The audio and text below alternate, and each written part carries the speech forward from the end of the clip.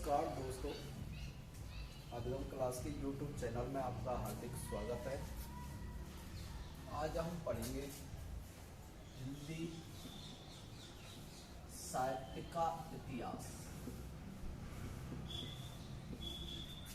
हिंदी साहित्य का इतिहास। हिंदी साहित्य का इतिहास क्यों महत्वपूर्ण है?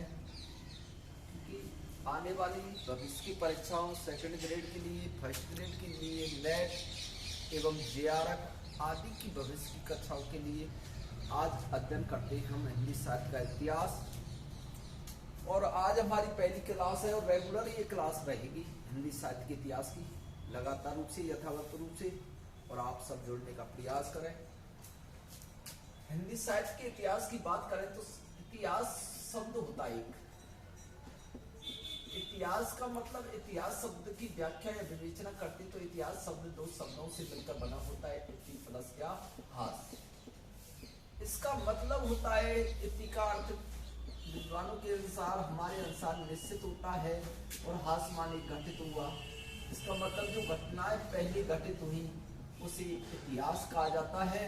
या शाब्दिक अर्थ की बात की जाए इतिहास की, तो शाब्दिक अर्थ इतिहास का होता है ऐसा हुआ, ऐसा हुआ, या ऐसा घटित हुआ।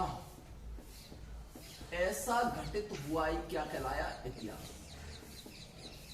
कि मैंने कहा कि हिंदी साहित्य के इतिहास में, हिंदी के इतिहास के अंतर्गत इतिहास शब्द की जब हम विवेचना करते हैं तो इतिहास शब्द दो शब्दों से मिलकर बना है, इति प्लस क्या हास।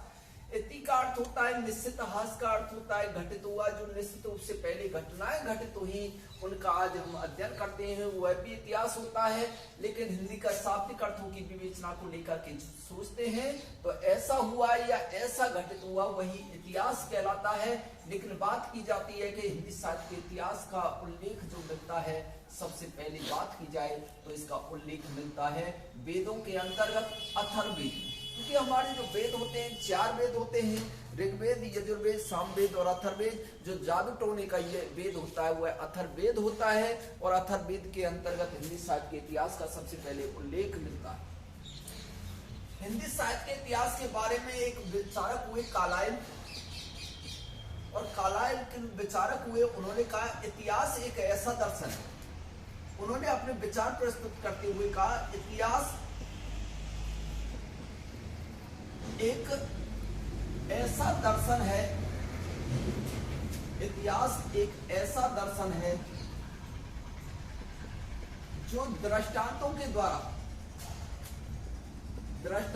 द्वारा शिक्षा प्रदान करता है।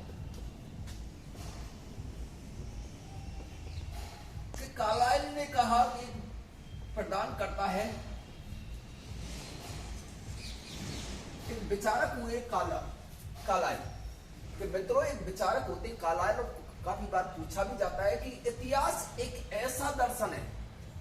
दृष्टांत का मतलब है उदाहरणों के द्वारा, विभिन्न प्रकार के जो उदाहरण होते हैं उनके द्वारा एक तरह से क्या प्रदान करता है? शिक्षा प्रदान करता है। ये किसने कहा? कार्लाइल ने।